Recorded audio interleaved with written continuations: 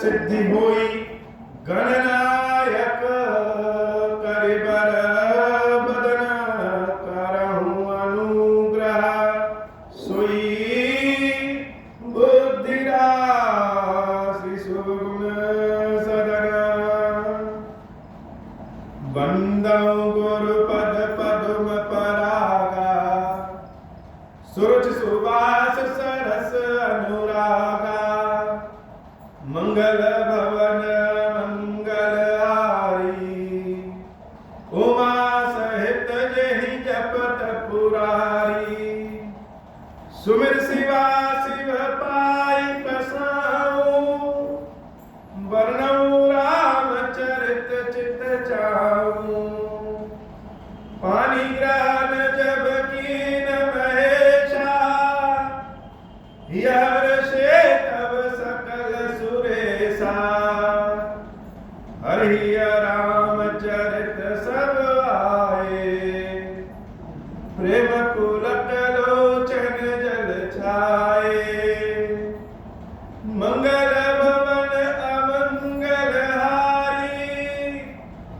उमा सहित जहि जपत पुरारी कवन सुकाज कठिन जग माही जो नहीं होई तात तुम पाही राम काज लगी तब उतारा सुनता ही भयउ पर्वताकारा। हे महादेव, इस जगत में बाबा, इस जीवन में बाबा न कोई कार्य कठिन है, न ही कोई कार्य संभव है, या सारे कार्य सरल और संभव हो जाते हैं बाबा अगर आपकी कृपा हो जाए। जब आपकी कृपा हो जाए बाबा तो विष ही अमृत हो जाता है और गुण भी गुण में बदल जाते हैं। जैसे संपाति जिन्होंने बानरों को बताया कि जानकी मैया कहाँ है, तो संपाति का अवगुण क्या था कि एक तो वह गिद्ध प्रजाति का, और गिद्ध क्या होते हैं? मांस के भक्षण करने वाले, मुर्दाखोर। और उस पर भी उसका जो पंख है, जो विशेषता है उसकी कि उनके पंखों से बहुत ऊंचाई तक उड़ा जा सकता है, वो सारे पंख झुलस गए, चल गए। तो संपाति के अंदर एक तो जन्मजात अवगुण है कि वह गिद्ध है, और दूसरा उसके पंख भी जल गए हैं, पंख काम नहीं कर रहे हैं, तो वह बिना किसी काम का। यह अवगुण तो बड़ा भारी अवगुण है। जब संपाति कभी शेर को देखता होगा तो सोचता होगा कि भगवान ने हमको शेर क्यों नहीं बनाया, न पंख रहता न खराब होगा। जब कभी गाय को देखता होगा तो सोचता होगा भगवान ने हमको गाय क्यों नहीं बनाया। गाय भगवान बनाते तो हम पूजनीय भी हो जाते और दूसरों को दूध भी पिलाते। जिसको जिसको संपाति देखे उससे अपनी तुलना करें कि हम यह क्यों नहीं हो गए, हमको गिद्ध क्यों बना दिए प्रभु। ऐसा मांस भक्षी बनाए हैं कि मांस भी ताजा नहीं, मुर्दे का खाते। राम का नाम भी लेना चाहे तो मेरा मुंह ही अपवित्र है कि मुंह से राम का नाम निकल सके। लेकिन उन संपाति को जब एक दिन बानरों का दर्शन हुआ और पता चला कि यह बंदर कौन है, यह राम जी के दूत है, यह सीता मैया को ढूंढ रहे हैं, तब जाकर के उन संपाति को समझ में आया कि भगवान ने जो हमारे अंदर अवगुण दिया है वह अवगुण नहीं, वह तो गुण है, विशेष प्रकार का। अगर गिद्ध न होते हम तो मेरी दृष्टि अपार नहीं होती।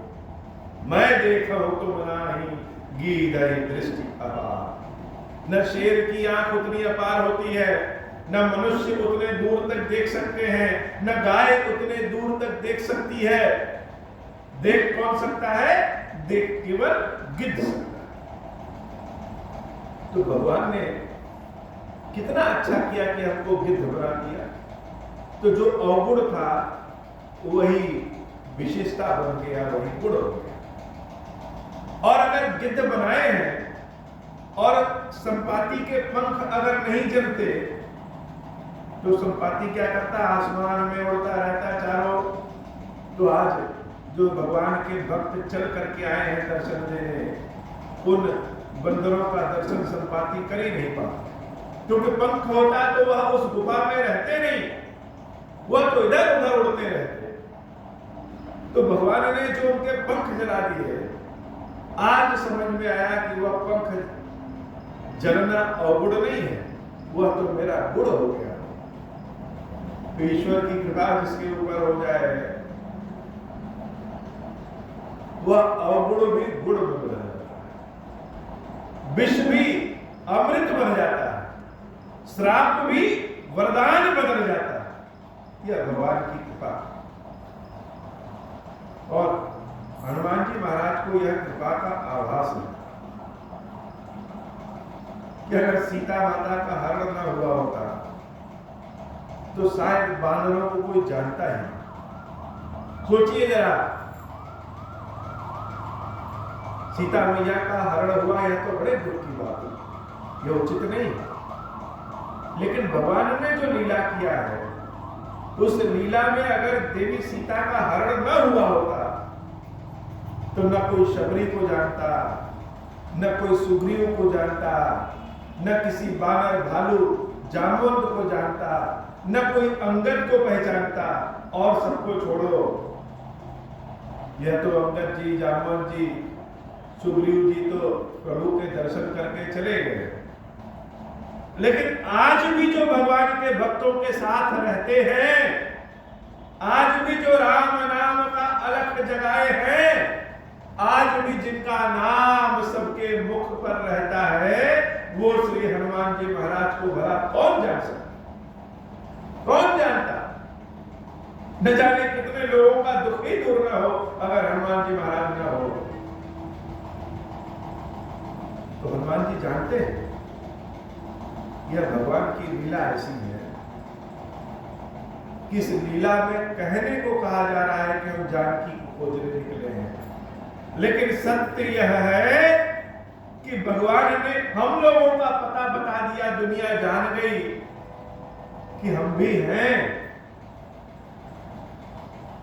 जानकी मैया जब हनुमान जी महाराज को जान गए कि राम जी के अति प्रिय भक्त है, तो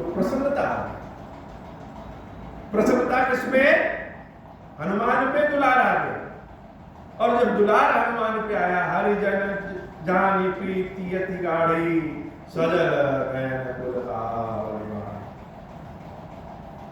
दुलार तो आया, लेकिन जब हनुमान के रोम रोम में राम का आभास किए और जाने कि प्रभु ने हनुमान पे कृपा किया ऐसा कि एक बंदर उड़ता हुआ समुद्र को पार करके मेरे समक्ष आ गया, यह राम की कृपा है। तो वो राम मेरे ऊपर कृपा क्यों नहीं कर रहे? हमसे ऐसी कौन सी गलती हो गई है कि रामचंद्र जी ने मेरा त्याग कर दिया है? तो हनुमान जी महाराज से प्रश्न पूछी थी मैया, और प्रश्न कैसा, बड़ा असमंजस हुआ। माता सीता के लिए प्रश्न पूछना तो ठीक है, लेकिन प्रश्न का उत्तर देना बड़ा कठिन है किसी के लिए। अब माता ने जो प्रश्न पूछा हनुमान जी से, उस प्रश्न का उत्तर हनुमान जी महाराज ही दे सकते हैं, दूसरे किसी के बस की बातें नहीं। और माता ने प्रश्न क्या पूछा, कोमल चित्त कृपाल रघुराई, कपि कही है उभरी निठुराई। अब राम जी को ज्यादा कौन जानता है? सीता मैया ज्यादा जानती है कि हनुमान जी ज्यादा जानते हैं? सीता मैया ज्यादा जानती होंगी, और सीता मैया हनुमान जी महाराज से खुद ही पूछ रही है कि कपि कही हे तो धरी निठुराई। राम जी तो इतने कोमल चित्त है, दयालु है, देखो तुम्हारे ऊपर भी कृपा कर दिए तो तुम उड़ के चले आए।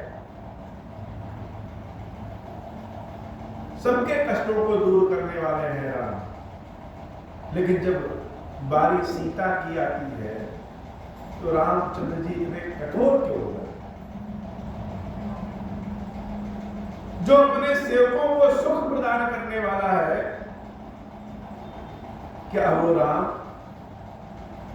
कभी अपनी इस जानकी को भी याद करते हैं? रामचंद्र जी भैया लक्ष्मण के साथ हैं कैसे? कब हो नैन मम शीतल ताता वही है निरख श्याम मृदुला। यह सीता की आंखें जल रही, क्यों? क्योंकि राम के दर्शन नहीं हो रहे। हे हनुमान, मुझे राम के दर्शन कब होंगे? कब मेरी आंखों को शीतलता प्राप्त होगी? अब हनुमान जी महाराज जवाब दे तो क्या दे? कहते नहीं प्रभु भैया भगवान तो बड़े अच्छे हैं, तो सीता मैया और परेशान हो जाए कि हम तो यहाँ परेशान हैं और भगवान बड़े अच्छे। कह दे कि नहीं भगवान बहुत कष्ट में है, तो सीता मैया और परेशान हो जाए, कहें कि हमारे प्रभु कष्ट में है, सीता मैया की कष्ट और बढ़ जाए। यह प्रेम का जो संबंध है, यह भगवान और भक्त का जो संबंध है, यह मान अभिमान स्वाभिमान इन सबसे परे, सबसे परे। कोई अपनी दृष्टि से देखे तो कहे कि इनका संबंध तो अभिमान वाला है, कोई देखे तो कहे यह तो स्वाभिमान वाला है, कोई देखे तो कहे यह मान वाला है, कोई कहे कि अपमान वाला है। लेकिन भगवान और भक्त का संबंध इन सबसे परे है। उन संबंधों की व्याख्या नहीं की जा सकती। सीता मैया के प्रश्न को हम लोग साधारण तरीके से ले लेते हैं कि सीता मैया ने हनुमान जी से प्रश्न पूछ दिया कि बताओ राम जी लक्ष्मण जी कैसे हैं। लेकिन सीता के पूछे गए प्रश्न में अनेक प्रश्न हैं और अनेक उत्तर सुनना चाहती है। कुल मिलाकर के जानना क्या चाहती है मैया? कष्ट क्या है माता को? तो कष्ट यह है कि राम से दूर है। जानना यह चाहती है कि क्या शरीर से ही राम से दूर है कि राम ने हमें अपने से दूर कर ही दिया? और अगर नहीं किया तो कभी सुध लेने नहीं आए क्यों? अगर दूर कर दिया तो यह सीता करे क्या? तो मूलभूत प्रश्न का उत्तर यह जानना है कि मेरे और राम के बीच में जो प्रेम है, वह प्रेम है भी या समाप्त हो गया? हनुमान जी महाराज बड़े अच्छे लोग, सभी प्रश्नों का उत्तर कोई देना सीखे तो हनुमान जी महाराज से सीखे। अच्छा, हनुमान जी महाराज इतने सारे प्रश्नों के सटीक उत्तर दे भी कैसे लेते हैं? क्योंकि हनुमान जी किसी बंधन में नहीं बंधे हैं। हम लोग पाप पुण्य के बंधन में बंधे हैं। हम जो करते हैं वह पुण्य की आशा में करते हैं और जिससे डरते हैं वह पाप से डरते हैं। हम 2 लोटा जल चढ़ाएंगे तो भी पुण्य की आशा में चढ़ाएंगे कि भगवान के साथ है, भगवान की कृपा है या पुण्य कर रहा है।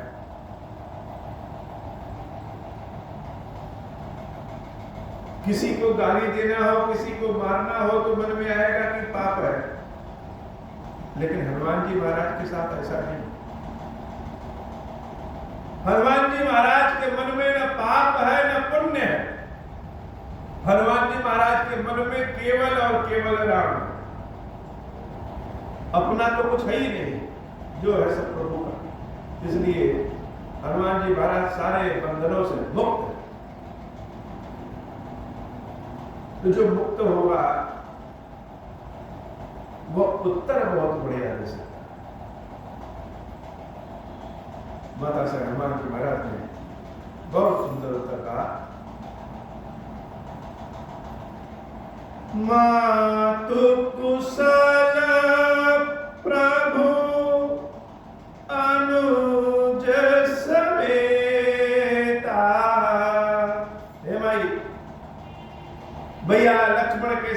मेरे प्रभु रामचंद्र जी बड़े कुशल हैं, शरीर से तो बड़े कुशल हैं, कोई रोग नहीं हो उनको, मंगल है। तब दुख दुखी सुकृपा निकेता, लेकिन जो सब पे कृपा करता है, जो सबके कष्टों को दूर करने वाला राम है, वो मेरे राम जी भी आपके विरह में बहुत दुखी, अर्थात शरीर से तो बड़े स्वस्थ हैं, लेकिन आपको याद करते करते करते करते हमेशा दुख में रहते हैं। सीता मैया को जो प्रश्न का यह उत्तर पता चला, सुनाई दिया कानों में, तो माता के हृदय में ठंडक भी है। ठंडक किस लिए कि पहले तो मेरे राम और लक्ष्मण दोनों स्वस्थ हैं, और दूसरा कि हमको प्रभु याद कर। तो माता ने प्रश्न तो कई पूछे, लेकिन हनुमान जी महाराज ने उसमें से ज्यादातर प्रश्नों का उत्तर एक ही बार में दे दिया कि राम जी कैसे हैं, याद करते हैं कि नहीं करते हैं, सब बता दिया। और उत्तर सुन करके सीता मैया की व्याकुलता समाप्त हो गई। लेकिन हनुमान जी महाराज एक चुप नहीं हो। एक होता है भूख लगी है, 2 रोटी मिल गई, खा लिए, तृप्ति मिल गई। एक होता है भूख लगी है, पेट भर खा लिए और तृप्ति मिल गई। और एक होता है जैसे कि हम लोगों की आदत है कि 4 रोटी की भूख रहती है, लेकिन 2 रोटी जब तक दबा के और न खा रहे हैं तब तक संतुष्टि नहीं। तो अभी आधे प्रश्न का उत्तर सीता मैया को हनुमान जी महाराज ने दिया और सीता मैया को संतुष्टि, तृप्ति मिली।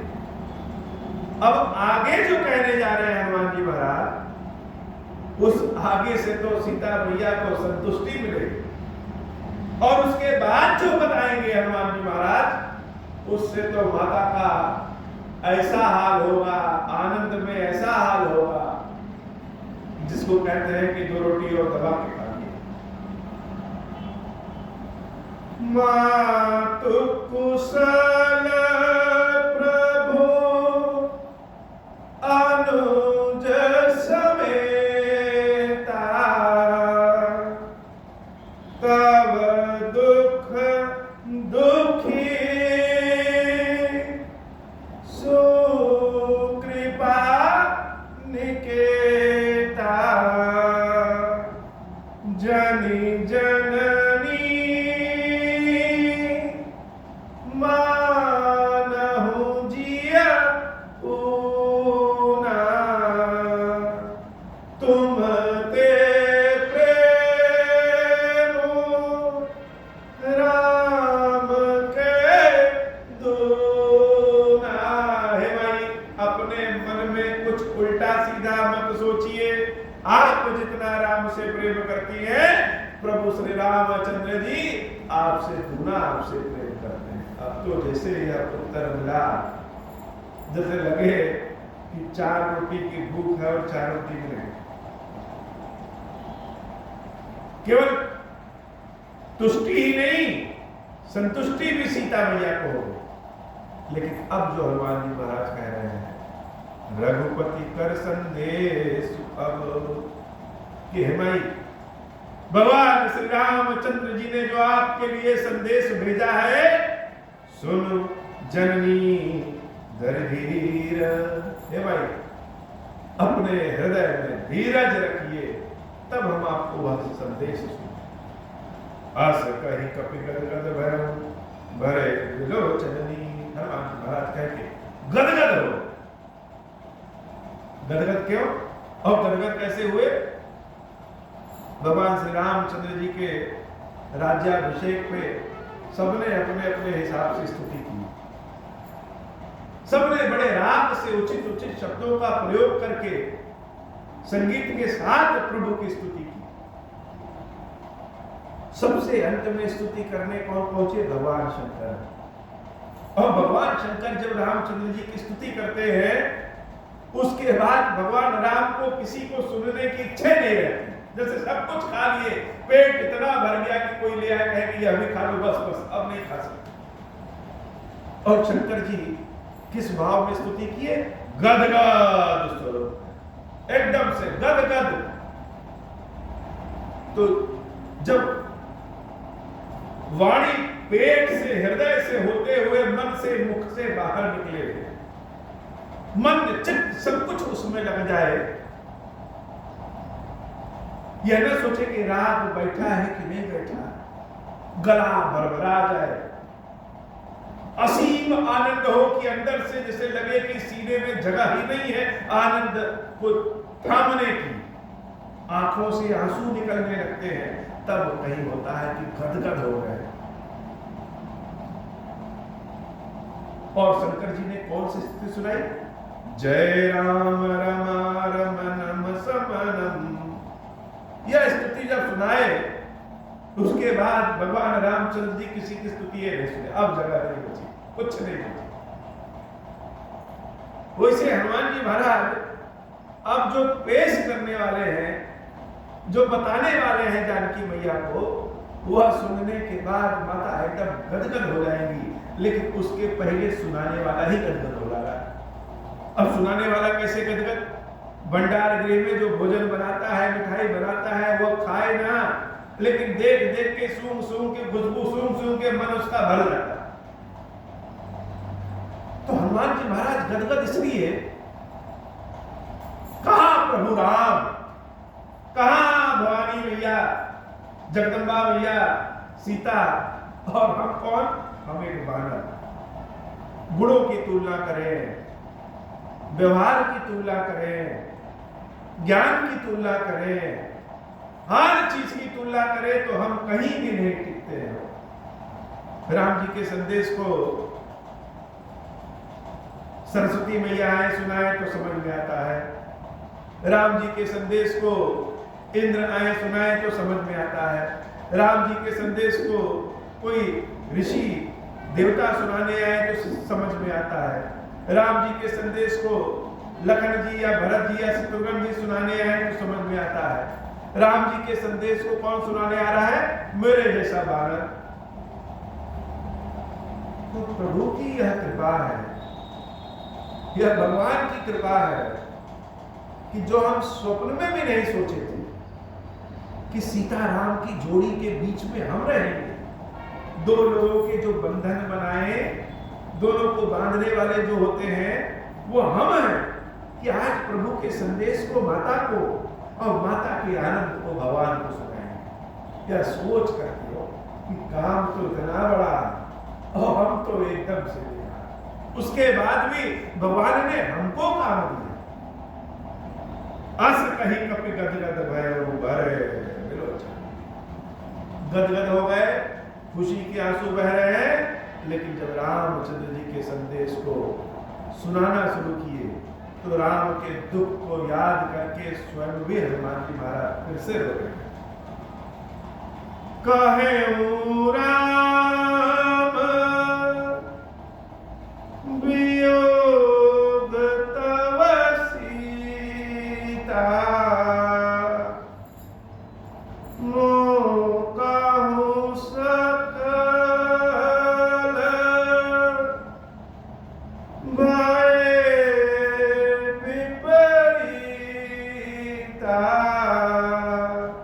सीता,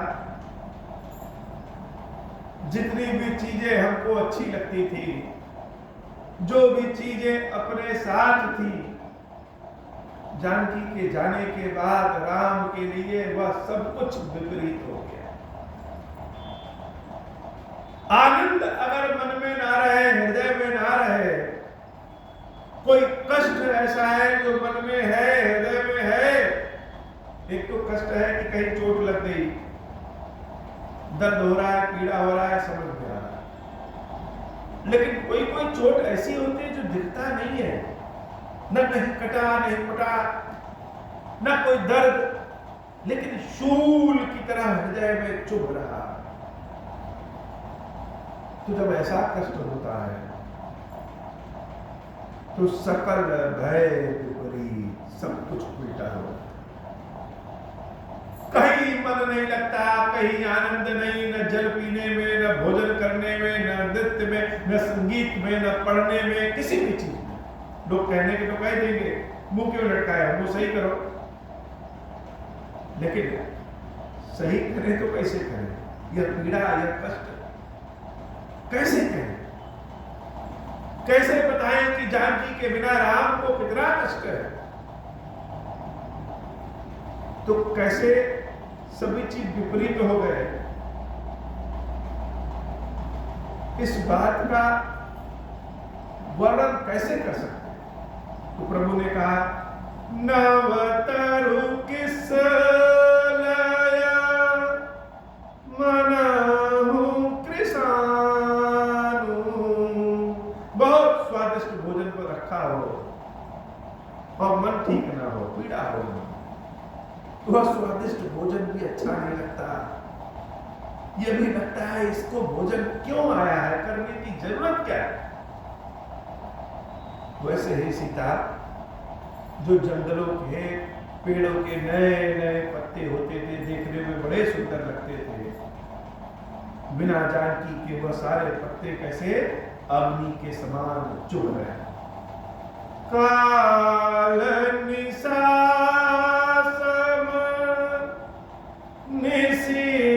शशि भानु, यह रात्रि तो जैसे काल रात्रि के समान है और यह चंद्रमा जैसे सूरज के समान अग्नि प्रदान करने वाला। कुबलय विपिन कुंत बन सरिसा, बारिद तपत तेल जनु बरसा, जे हित रहे करत ते पीरा, उरग श्वास सम त्रिविध सती। जो बरसात की बूंदें बड़ी अच्छी लगती थी, अब जब शरीर पे गिरती है तो लगता है कोई जलता हुआ खौलता हुआ तेल होगा। जो जो चीजें बहुत हितैषी थी, जो जो चीजों से आनंद मिलता था, वह सब अब पीड़ा दे रही है। उरग श्वास सब त्रिविध समीरा, जो श्वास लेते हैं वो अभी जैसे लग रहा है जहरीली हो गई। बस जीवन में अपने को जीवित रखना है किसी तरह, अन्यथा जीने की इच्छा है नहीं। कहूं ते कछु दुख घटी होई, काहि कहूं यह जानन को। कहने से तो पीड़ा कम हो जाती है, लेकिन किससे कहें? हमारे दुख को समझ भी कौन सकता है? क्यों? तत्व प्रेम कर मम अरु तोरा, जानत प्रिया एकु मनु मोरा। राम के कहने की आदत नहीं, और राम की बातों को, उनके हृदय की चाहत को बिना कहे अगर कोई समझ सकता है तो वो केवल जानकी। जानकी के समक्ष प्रभु को बोलने की आवश्यकता नहीं हो, बिना बोले ही सबसे पहले सब कुछ जानकी में लिया करते। तो सबका अपना अपना स्वभाव होता है। राम का स्वभाव संकोचित स्वभाव है, वह सबसे सब कुछ कह नहीं सकते। कह किससे सकते हैं? जानकी से। लेकिन हे जानकी, जो प्रेम का तत्व है वह तत्व मेरा मन जानता है, और मेरा मन किसके पास है? तुम्हारे पास है। तो कहने से तो दुख कम हो जाएगा, लेकिन मेरे दुख को सुनने वाला और समझने वाला कौन है? इसलिए यह दुख कम नहीं हो रहा। और जो मन, जिस मन में जानकी जानकी जानकी का वास है, जिस मन में मेरे और जानकी का प्रेम है, वह मन कहाँ है? सो मनु सदा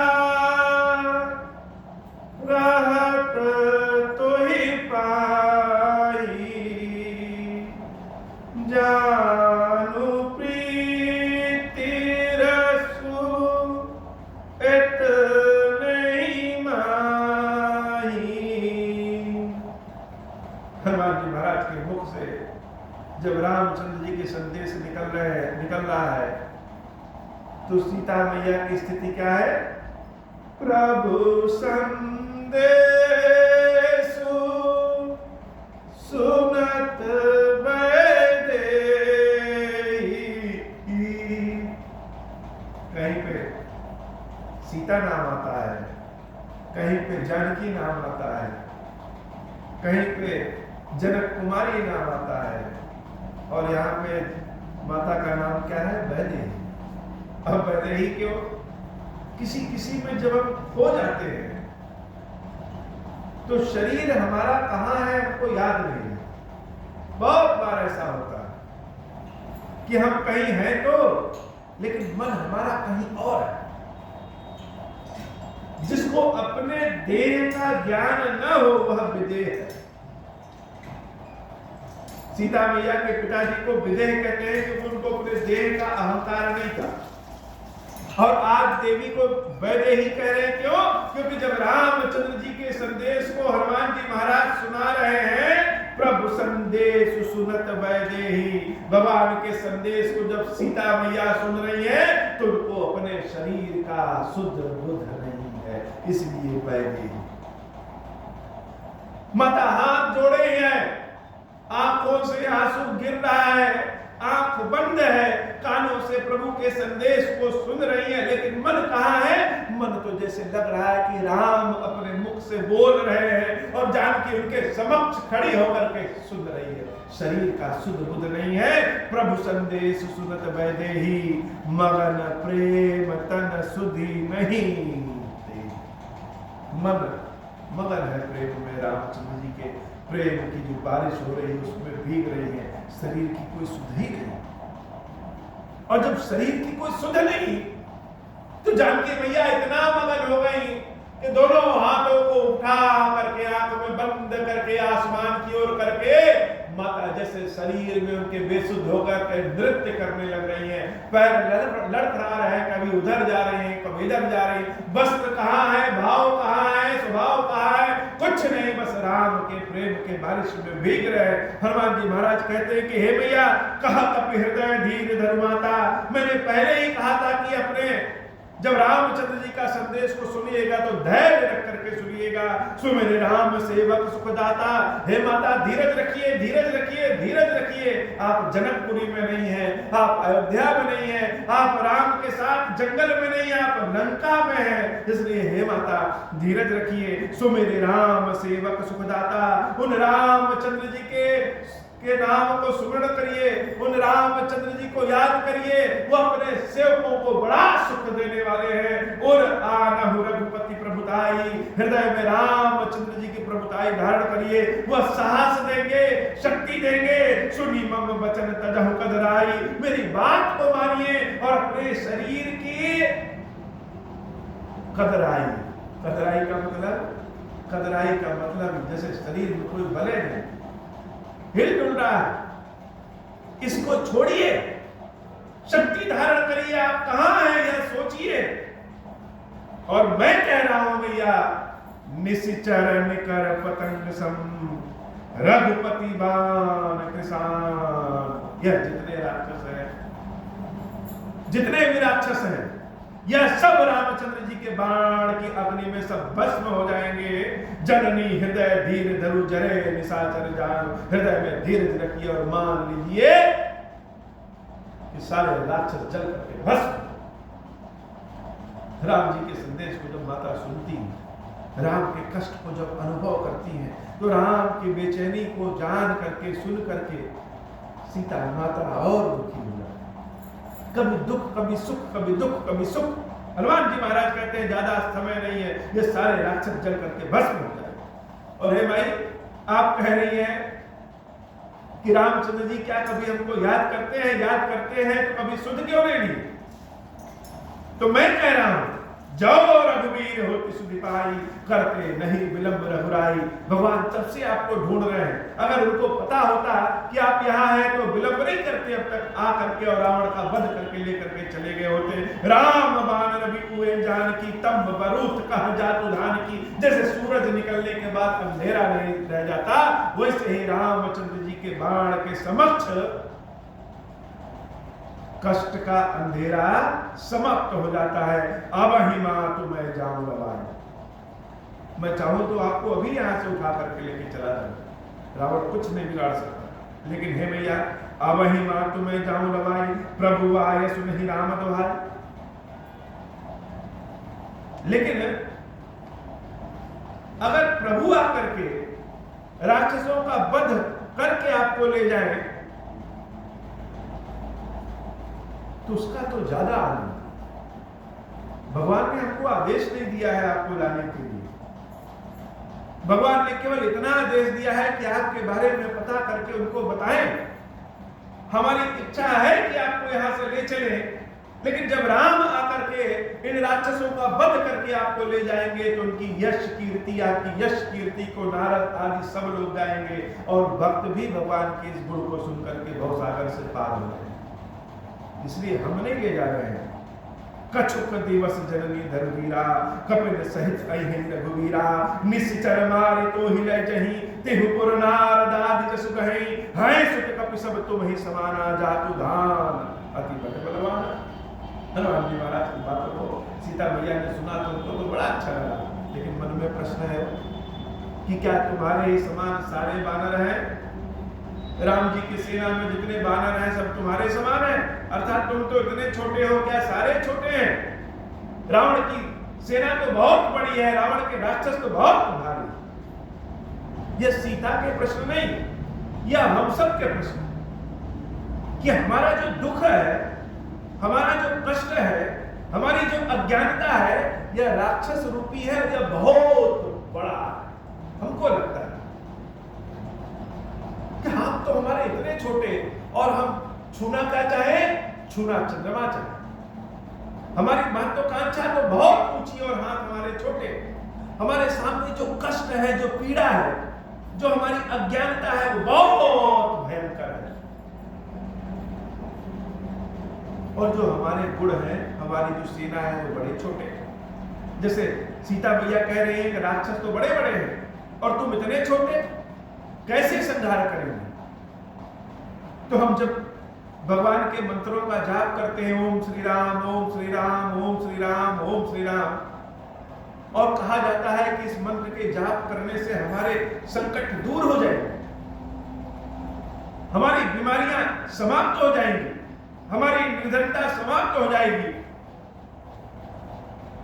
हमारी अज्ञानता समाप्त हो जाएगी, तो मन में विश्वास नहीं आता। कैसे समाप्त हो जाए? यह तो इतना छोटा, और हमारे कष्ट, हमारी गरीबी इतना बड़ा। यह सबके मन का प्रश्न है कि कैसे दूर हो जाए। हनुमान जी महाराज बड़ा सुंदर उत्तर देते हैं। माता जब कहती हैं कि मोरे हृदय परम संदेहा, सुनी कपि प्रकट कीन निज देहा। मेरे मन में तो बड़ा संदेह, और जब सुना कि माता के मन में संदेह है तो हनुमान जी महाराज क्या करते हैं? सुनी कपि प्रकट कीन निज देहा। तो जब मंत्रों का जाप आप करेंगे, बारंबार विश्वास के साथ करते रहेंगे, करते रहेंगे, करते रहेंगे, यह मंत्र एक दिन ऐसा होगा, यह मंत्र स्वयं को सुनाई देगा। हम बोलते तो हैं ओम श्री राम, सुनाई दे गया, लेकिन इसको सुनना नहीं कहते। यह बिना बोले भी सांसों के रास्ते जब मंत्र निकलेगा और हमको स्वयं अंदर जैसे गूंज रहा है सुनाई देगा, यह मंत्र का प्रभाव हनुमान जी महाराज की तरह से खूब बड़ा हो जाए, बहुत बड़ा। सुनी कपि प्रकट कीन निज देहा। तो एक समय ऐसा आएगा कि जैसे मुख से कुछ कहेंगे वो सामने बहुत बड़ा हो जाए। और हनुमान जी महाराज का स्वरूप कैसा? कनक भूधराकार शरीरा, समर भयंकर अति बलवीरा, सीता मन भरोस तब भयऊ, पुनि लघु रूप पवन सुत दय। जब हनुमान जी महाराज कितने बड़े स्वरूप को जब जानकी प्रिया देखती है कि सोने के समान चमकता हुआ गरजता हुआ स्वरूप है, तब माता को भरोसा होता है। और सुन माता शाखा में नहीं बल बुद्धि विशाल। उसके बाद हनुमान जी महाराज ने जो बात कही वो सारे शास्त्रों का निचोड़ है। एक बंदर जब कोई बात कहता है तो लोग सोचेंगे यह कैसे कह रहा है, लेकिन जो बात हनुमान जी महाराज ने कह दिया वह सारे सिद्धांतों सारे शास्त्रों का निचोड़ है, भक्तों के लिए संजीवनी है। और बात क्या है? सुन माता शाखा मृग नहीं बल बुद्धि विशाल। हे माई, हम कौन है? शाखा मृग। शाखा मृग का मतलब बंदर। और हमारे पास नहीं बल बुद्धि विशाल, न बल बहुत ज्यादा है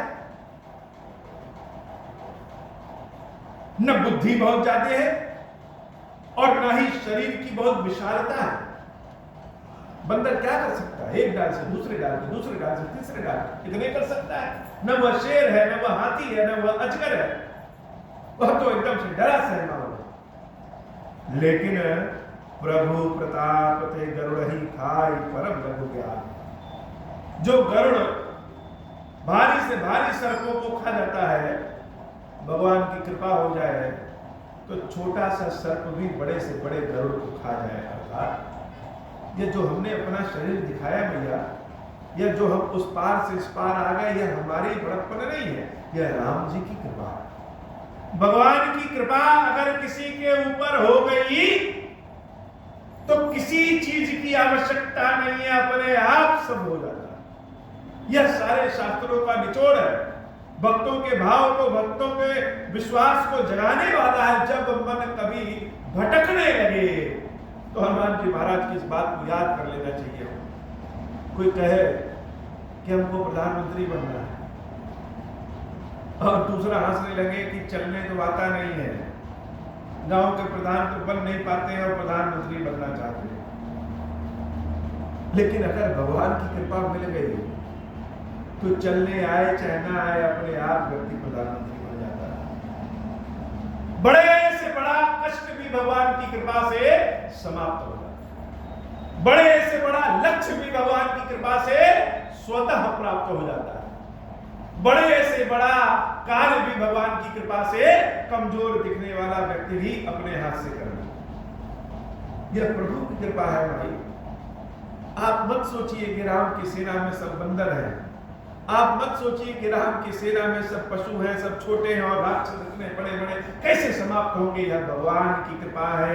भगवान की कृपा मिल जाए तो संसार में कुछ भी असंभव नहीं। जानकी प्रिया हनुमान जी महाराज की बातों को सुनकर गदगद हो गए।